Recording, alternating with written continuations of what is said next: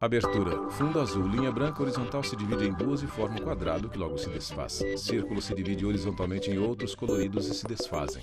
No centro, repórter Justiça. Ela é o símbolo máximo das eleições no Brasil. Não é à toa que a urna eletrônica é vista hoje como uma das mais seguras do mundo. Imagens. Todo Tribunal rito para a Superior escolha Eleitoral. de um representante passa pelo equipamento digital. E vai dizer, quem nunca associou esse barulhinho ao exercício da cidadania? Ser cidadão é ter direitos, mas também praticar deveres em um Estado democrático. Já a democracia é o governo do povo, pelo povo e para o povo. Bandeira do Brasil na Praça dos Três Poderes. E qual o perfil dos governantes? Repórter Fernanda Mulaerte, Brasília DF. Nosso país ainda está muito distante de alcançar uma equidade entre homens e mulheres. Nas eleições municipais de 2020, por exemplo, apenas 33% dos mais de 550 mil candidatos ao pleito eram do sexo feminino. Em números, isso equivale a 187 mil mulheres que concorreram a uma vaga em prefeituras e câmaras de vereadores. A política é um ambiente Leonardo Barreto, cientista político. Né? Porque ela sempre reflete a estrutura da sociedade. Então, se a gente tem uma sociedade que está dividida, né, em estratos sociais muito rígidos, onde, por exemplo, as mulheres têm déficit de reconhecimento, os negros têm déficit de reconhecimento, isso acaba se refletindo na política. Mulher negra jovem. Contrariando estatísticas aos 32 anos, Suelen fez história em Bauru ao ser eleita a primeira prefeita do município paulista. Eu me considero alguém que abriu Suelen uma porta Rosim, que até então prefeita estava de Bauru, fechada, pelo patriota menos em São Bauru. Paulo. E estou deixando aberta para que outras mulheres que têm o mesmo perfil que eu se enxerguem na função. É lógico que é um caminho muito longo ainda que a gente tem pela frente quando se fala de mulher na política, quando se fala de mulher em cargos de decisão. Ainda temos um longo caminho a percorrer, mas pelo menos a gente começou a fazer essa mudança. Para falar do papel das mulheres na política é preciso voltar ao tempo. No Brasil, o voto feminino só foi permitido em 1932, por decreto do então presidente Getúlio Vargas. Ainda assim, na época, elas só podiam ir às urnas se fossem casadas e com autorização dos maridos, se fossem viúvas ou solteiras com renda própria. 2 anos depois, em 1934, essas restrições foram eliminadas do Código Eleitoral. Até então, o voto obrigatório era restrito aos homens. Essa realidade mudou em 1946, quando foi estendida às mulheres. Décadas mais tarde, ao longo dos anos 90, entraram em vigor as primeiras ações afirmativas para mulheres em eleições proporcionais. Conhecida como Lei das Cotas, a Lei 9.100 de 95 previa que no mínimo 20% das listas de candidatos de cada partido ou coligação deveriam ser preenchidas por mulheres nas câmaras municipais. Em 97, a Lei 9.504, ou Lei das Eleições, fez as cotas de gênero valerem também para as assembleias estaduais e para a Câmara dos Deputados. O percentual, antes de 20%, passou para 30%. Em 2018, o Supremo Tribunal Federal e o Tribunal Superior Eleitoral consolidaram o entendimento de que no mínimo 30% dos fundos eleitorais destinados a cada partido deveriam ser gastos em candidaturas femininas. Foi muito feliz o momento lá em 95, Valéria Paz Landim, a advogada. política de cotas foi implantada pela primeira vez, mas ela ficou parada no tempo. A pensar hoje, em 2021, pensando nas eleições de 22, é necessário fazer uma reanálise, uma avaliação do que isso tem trazido, apesar de que nós conseguimos alguns ganhos expressivos, mas ainda não é o desejado. É preciso pensar na estrutura dessa norma, de que modo isso tem impactado e quanto tempo isso levará para atingir o seu resultado. É preciso pensar ainda também modos, vamos dizer assim, políticas de cotas mais arrojadas, e esse não é o único modelo existente. O nosso sistema político ele tem bloqueado todas essas tentativas. E por onde que tem vindo, então? É pelo judiciário. Né? O judiciário ele determinou lá atrás que não bastava uma cota de candidaturas femininas. Era preciso reservar também um pedaço do fundo eleitoral para financiar exclusivamente candidaturas femininas. Eu acho que isso é um grande avanço. Pensando em mostrar a importância da mulher na política, o Tribunal Superior Eleitoral encabeçou uma campanha para estimular a participação delas na vida pública. Chame Imagens Tribunal Superior Eleitoral. Coragem. Temos muita. E competência também. Eu acredito que juntas, se a gente somar esforços, a gente pode fazer bastante diferença no mundo, sabe? Nós somos pessoas que estamos acostumadas a fazer várias atividades ao mesmo tempo, somos acostumadas a lidar com vários problemas durante o dia, e na política não poderia ser diferente. Nós, mulheres, Ela de norte a sul, Subprocuradora-Geral da República. de todas as classes, de corpos, cores, gerações, origens, credos, mulheres tão diversas, temos que exigir o acesso a essas oportunidades e entrar na disputa para estabelecer, executar e fiscalizar políticas públicas para a promoção da justiça social em nosso país.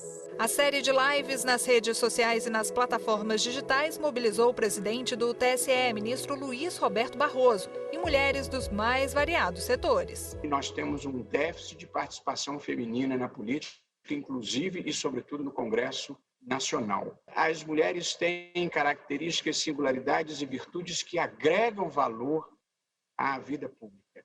E, portanto, a vida ideal é uma combinação tão igualitária quanto possível da participação, da contribuição de homens e mulheres. Quando o assunto é representatividade, este grupo também quer aumentar a força das mulheres na política. O Elas no Poder busca incrementar a participação feminina por meio de campanhas mais competitivas. Você já percebeu como o mundo mudou nos últimos anos? Imagens ONG Elas no Poder. E às vezes, parece que quando o assunto é política, nada muda? Homens de terno Que as sorridentes. poucas pessoas que ainda tentam fazer diferente acabam sempre impedidas? Cartão As vermelho. mulheres já enfrentam tanta dificuldade, então nós Noêmia queremos Araújo, dar esse cientista política. apoio, fazendo essa ponte junto às candidatas, junto a essas voluntárias. E em outubro nós lançamos a campanha Vem Vote Mulheres, com mais de 40 entidades apoiando. Nosso intuito foi chamar a atenção da sociedade, trazer conhecimento, para que a sociedade entenda a importância de votar em mulheres, de apoiar campanhas femininas, financeiramente inclusive.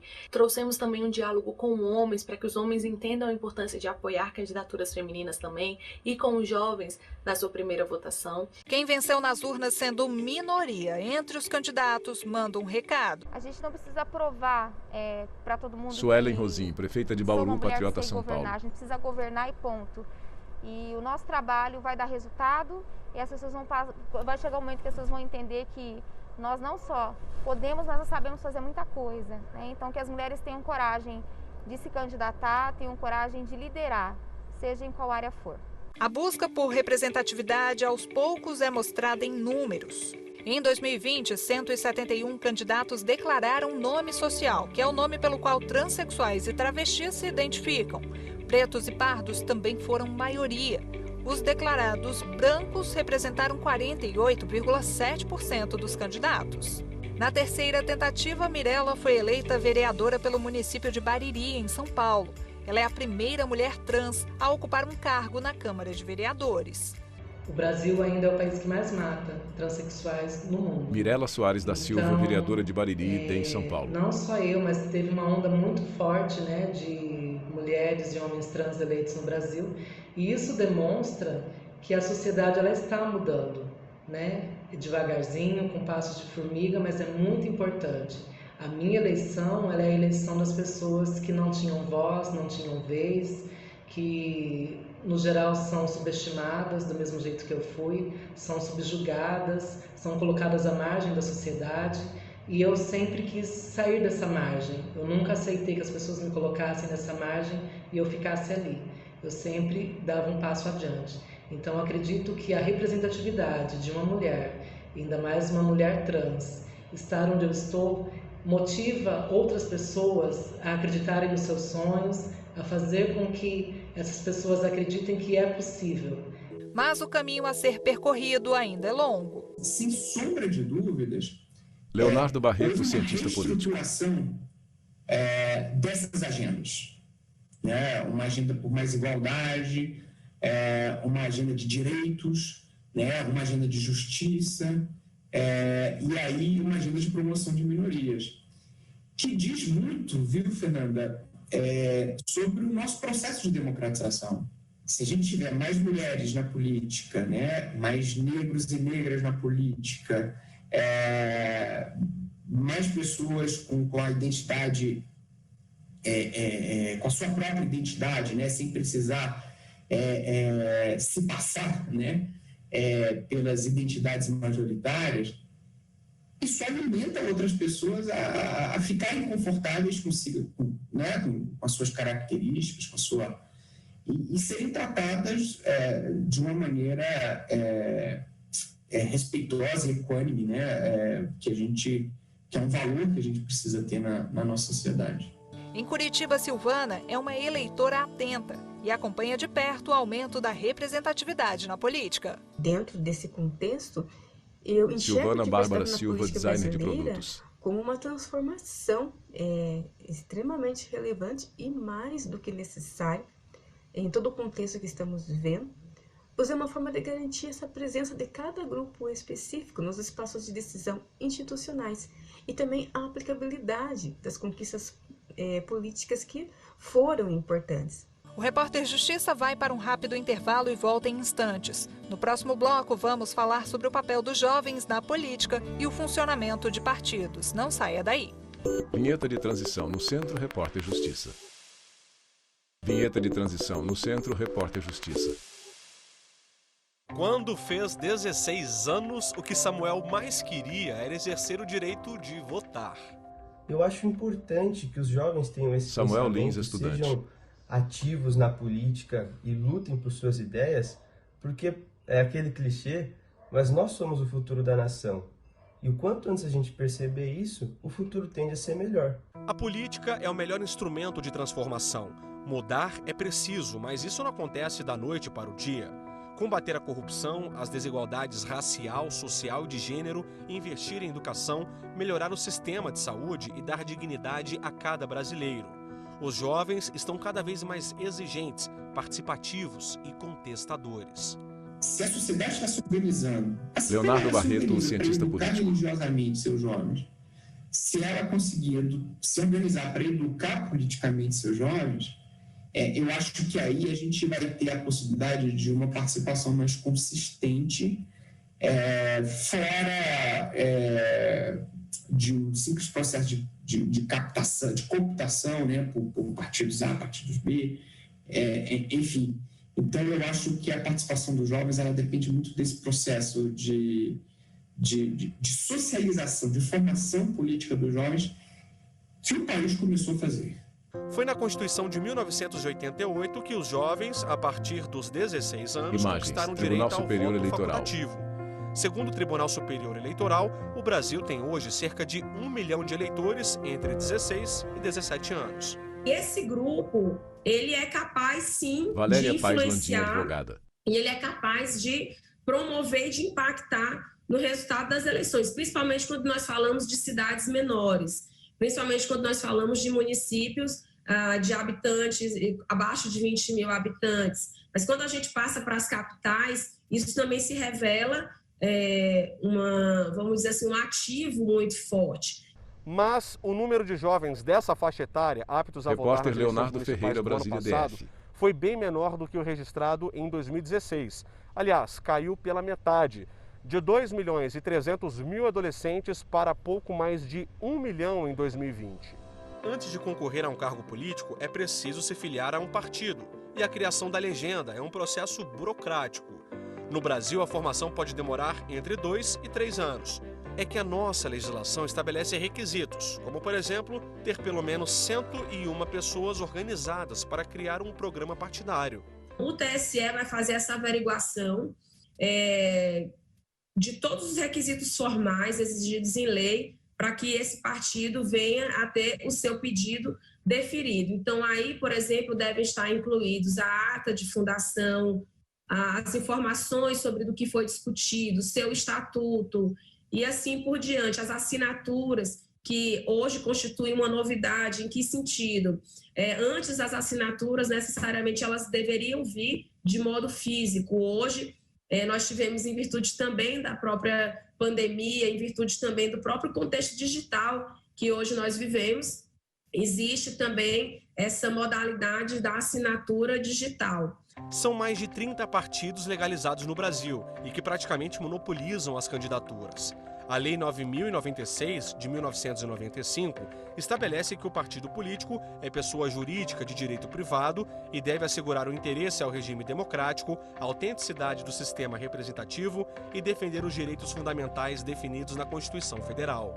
Jade tem 19 anos. Quando começou a votar, quis entender como funcionava a estrutura dos partidos no Brasil e a função dos 3 poderes. Comecei a fazer parte de uma ONG que visa a educação política e o fortalecimento da democracia de maneira apartidária, e foi essencial e fundamental para fomentar minha opinião, entender um pouco mais, porque no colégio nós não somos estimulados, desde cedo, a saber sobre o sistema político brasileiro. A gente vê um pouco sim ali na matéria de história, os regimes que foram adotados, mas não de maneira aprofundada. O assunto é polêmico e, para alguns especialistas, não deve ser debatido nas escolas. Toda vez que alguém diz assim, nós seríamos muito melhores se ensinássemos políticas na escola. Não.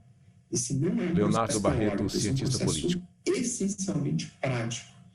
E a gente tendo condições de exercer esse processo. Jade Domingues, estudante. Mesmo com todo o conflito, e muitas vezes com todo o embrulho no estômago que isso gera,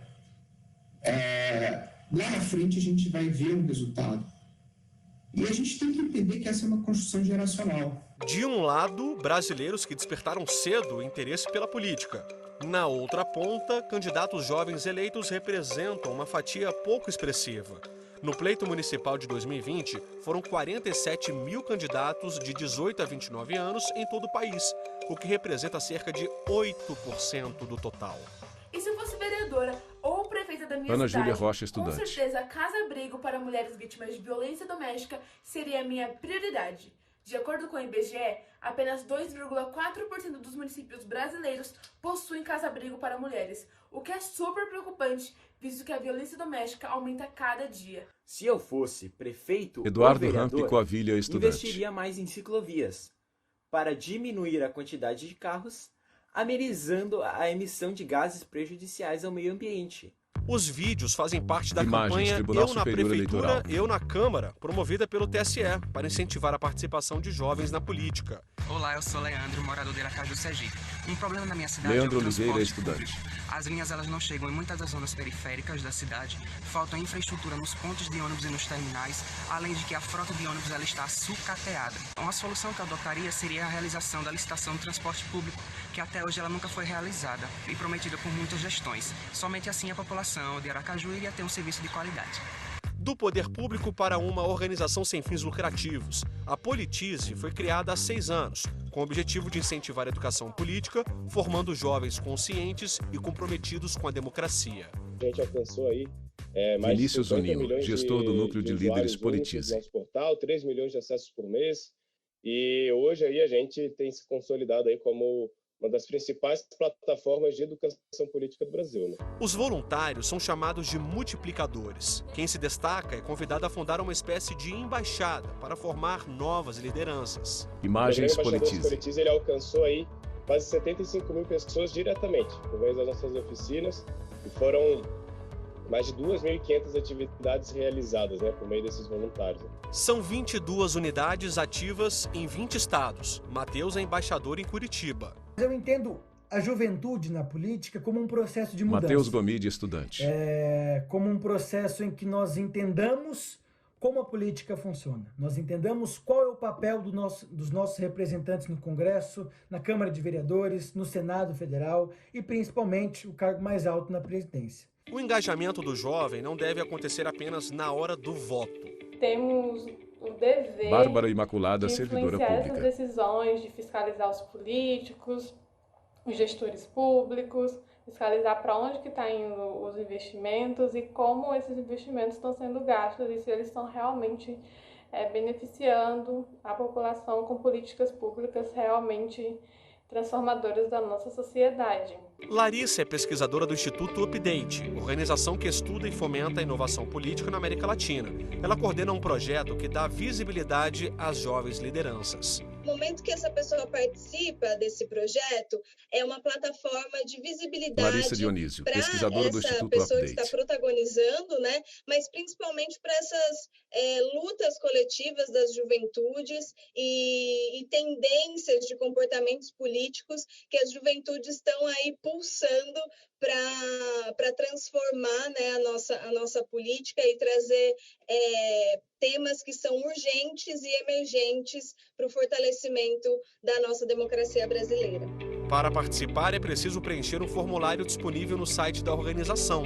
O público-alvo é a chamada Geração Z, altamente tecnológica. Eu acho que esse projeto é um espaço de aprendizado, é um espaço de redes de colaboração, da gente se olhar e da gente entender que tem muita gente fazendo coisas incríveis para transformar a política, principalmente transformar esses discursos de ódio, fake news. Recentemente, o presidente do TSE e ministro do Supremo Tribunal Federal, Luiz Roberto Barroso, debateu em uma live a participação dos jovens no mundo político. Os jovens podem e devem participar Luiz desses Roberto três Barroso, planos, presidente do Tribunal Superior Eleitoral. Defendendo e vocalizando os seus direitos e participando do debate público, votando ou sendo votado, né, na dimensão representativa. Compreender para cobrar, entender os mecanismos e respeitar as diferenças para conversar. Um processo que pode demorar anos. Como uma criança, né, que precisa passar por muitas experiências para poder conseguir chegar à maturidade, desenvolver consciência, desenvolver autonomia, eu acho que as sociedades também são assim. No próximo bloco, vamos falar mais sobre o papel do cidadão que vai muito além do voto. Voltamos já. Vinheta de transição, no Centro Repórter Justiça. Vinheta de transição, no Centro Repórter Justiça. Mostramos até aqui que votar é um ato de cidadania. Imagens, mas não basta Tribunal apenas Superior escolher o Eleitoral. candidato e apertar as teclas da urna eletrônica. O compromisso do eleitor vai muito além do voto. A gente pode acompanhar o trabalho dos políticos de várias Marcos maneiras. Antônio Alves da Uma Silva, delas estudante. É participando das sessões plenárias e das audiências públicas de nossas cidades. Eu, por exemplo, costumo ir nesses espaços. Outra forma é ingressando nos conselhos municipais. Uma outra forma ainda é ficando de olho nos diários oficiais e portais de transparência para saber o que tem de novidade na administração pública. Pelas redes sociais, o estudante piauiense fica atento a tudo. Antes de compartilhar qualquer informação, ele apura, para não correr o risco de disseminar conteúdo falso. É importante, em ambos os casos, manter-se distante de paixões políticas e estabelecer uma conduta ética de rejeitar a fake news, mesmo quando ela parece favorecer o partido ou a linha política de minha preferência. Não é novidade para ninguém que quando as eleições se aproximam, o que Senado. mais tem é candidato fazendo milhões de promessas. O problema é que muitos, quando eleitos, não cumprem o que propuseram nos planos de governo. Eu penso que o Brasil hoje amadurece, ele Valéria hoje se Paes encontra Landim, muito advogada. melhor, os brasileiros hoje cobram melhor do que há mais de 10 anos atrás. Então essa é uma tendência e sim, isso deve se intensificar, porque querendo ou não nós estamos falando de nossas vidas, da vida das nossas famílias e do rumo de uma nação. O sonho dos eleitores é o fim da corrupção. Repórter O instrumento Leonardo de combate Ferreira, a esse Brasília tipo de DS. crime é a Lei de Acesso à Informação, de 2011. Com ela, qualquer pessoa pode solicitar dados aos órgãos e entidades públicas. A legislação também prevê o acesso a documentos que não sejam de caráter pessoal e não estejam protegidos por sigilo. Uma conquista para a democracia.